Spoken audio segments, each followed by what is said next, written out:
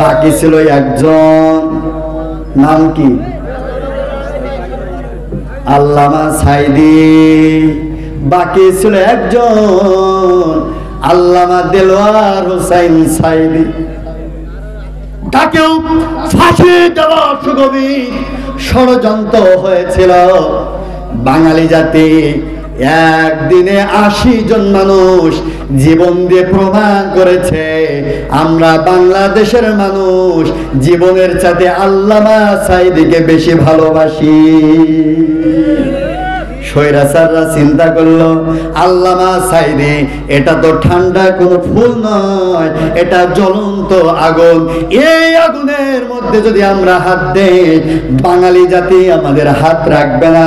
তারা এই চিন্তা করে সুগভীর ষড়যন্ত্রের মাধ্যমে আল্লামা সাইদিকে ওরা ইনজেকশনের মাধ্যমে শহীদ করে ছেড়েছে। কথা বলুন ঠিক কিনা? আল্লামা সাইদির কোনো অপরাধ ছিল না, তিনি শুধু চেয়েছিল বাংলা জমিনে আল্লাহর কোরআনের সংবিধান চাচালো হবে, বাংলা জমিনে চোরের বিচার আল্লাহর কোরআন দ্বারা হবে। ওই সকল চোর নেতারা বুঝতে পেরেছিল আল্লামা সাইদি যদি বেঁচে থাকে তার উত্তরসূরিরা একদিন না একদিন বাংলা জমিনে আল্লাহর কোরআনের আইন প্রতিষ্ঠা করে দিতে পারে। এই চিন্তা করে ওরা আল্লামা সাইদি, মতিউর রহমান নিজামী, আলী হাসান মুজাহিদ, কামরুল ইসলাম সাহেব তাদেরকে একটা একটা করে ফাঁসির মঞ্চে ঝুলিয়ে দিয়েছে। কিন্তু আমরা বলতে চাই তোমরা কয়জনকে ঝুলাবা? ঝুলাইতে ঝুলাইতে ফাঁসির মর্দনি তোমাদের শেষ হয়ে যাবে। ইসলামের আদর্শের সৈনিকের গলা কিন্তু শেষ হবে না। হবে আল্লামা সাইদির উত্তরসূরিরা বাংলার জমিনে সিনা উঁচু করে টান টান করে দাঁড়িয়ে রয়েছে, কিন্তু হিন্দুস্তানের গোলামরা পালানোর জন্য ইঁদুরের রাস্তাও খুঁজে পায় না। এটাই হচ্ছে বাস্তবতা। ভাইয়ের আমার, আমি আপনাদের কাছে জানতে চাই আল্লাহর আইন বাংলা জমিনে প্রতিষ্ঠিত হওয়া দরকার। আসতে বলবেন না, আছে না? না আছে? ভাইয়ের আমার, আমি কিন্তু রব শব্দের আলোচনা করছিলাম। রব শব্দের অর্থ কয়টা বলেছিলাম? আরো জোরে বলেন। 5টা বলেছিলাম। 1 নাম্বার বলেছিলাম অভিভাবক, আর 2 নম্বরে চলে এসেছে আইনদাতা।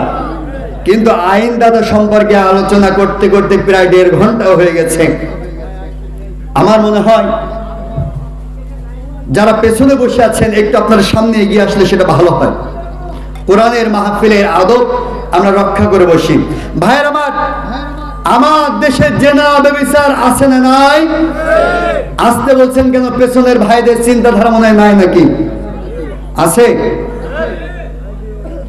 ভাইয়ের আমার, কাঙ্ক্ষিত মানের আওয়াজ আশা করছি, কিন্তু পাই নাই। আপনাদের এই কাঙ্ক্ষিত মানের আওয়াজ না পাওয়ার কারণেই কিন্তু ঈমানের শক্তির উৎস আলোচনা করেছিলাম।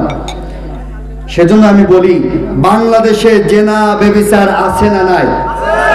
আরো জোরে বলেন, আছে না নাই? আছে। আমার দেশে নবজাতক সন্তান থেকে শুরু করে 70 বছরের বৃদ্ধা নারী পর্যন্ত এদেশে ধর্ষিতার হাত থেকে রক্ষা পায় নাই। কথা বলুন ঠিক কিনা?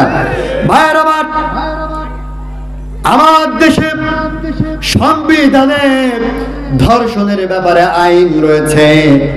আমি সেই দিকে যাব না, সময় যেহেতু কম। আমি আপনাদের সামনে ধর্ষণের ব্যাপারে আইন দিয়ে কিছু কথা বলি। আল্লাহ রাব্বুল আলামিন ধর্ষণের ব্যাপারে কোরআনুল কারীমের মধ্যে আইন দেছে কি দেয় নাই? দেছে। আল্লাহ রাব্বুল আলামিন তিনি বললেন আয-যানিয়াতু ওয়াজ-যানি ফাজলিদু কুল্লা ওয়াহিদিন মিনহুমা মিআতা জালদা। আল্লাহ রাব্বুল আলামিন কোরআনুল কারীমে 24 নম্বর সূরা আন-নূর আয়াত নাম্বার 2 আল্লাহ পাক বললেন জিনাকারিনী পুরুষ অথবা জিনাকার পুরুষ অথবা জিনাকারিনী নারী তারা যদি জিনায় লিপ্ত হয় হয় তাহলে উন্মুক্ত ময়দানে তাদেরকে নিয়ে যাও, আর উন্মুক্ত ময়দানে তাদের চোখের মধ্যে পট্টি বেঁধে তাদের পিঠের উপরে 100 করে বেত আঘাত করো। ভাইরা আমার, আমি আপনাদের কাছে জানতে চাই, আল্লাহর এই কোরআন দ্বারা বাংলা জমিনে একটা ধর্ষকের বিচার আজ পর্যন্ত করা হয়েছে নাকি? হয়েছে? নাই। কেমনে বলি এটা ইসলামিক দেশ? কেমনে বলি? অথচ আমরা যখনই এই হক কথাগুলো বলি তখনই আমাদেরকে বিভিন্ন প্রকার তকমা লাগানো হয়, মৌলবাদ, জঙ্গিবাদ, সন্ত্রাস, আর ইদানিং আপডেট গালি দেয় রাজাকার। কথা বলেন না কেন? ভাইরা আমার, বিগত 17 বছর যারা আমাদের রাজাকার বলে গালি দিত, রাজাকার রাজাকার বলতে বলতেই তারা ওই রাজাকারের তকমা নিয়েই দেশ ছাড়তে বাধ্য হয়েছে। কথা বলুন ঠিক কিনা? কাজেই আগামীর বাংলাদেশে ইসলামপন্থী, কোরআনপন্থী, ইসলামিক আন্দোলনের নেতা কর্মীদের আর রাজাকারের তকমা লাগানোর মতন দুঃসাহস কেউ করবার মতন দুঃসাহস করো না, কারণ আগের পার্টি গেছে যেই পথে তোমাদের কেউ পাঠানো হবে ঠিক সেই পথে। কথা বলেন ঠিক কিনা? তোমরা এই দুঃসাহস আর করো না বন্ধু, এই দুঃসাহস আর করো না। ভাইরা আমার, আল্লাহর কোরআন দ্বারা আইন সম্পর্কে কিছু কথা বলতেছিলাম। সংক্ষিপ্ত সময়ের অগোছালো কথা, আসলে অনেক কথা যা আসলে সংক্ষিপ্ত সময়ের মধ্যে গোছানো অনেক কষ্টকর।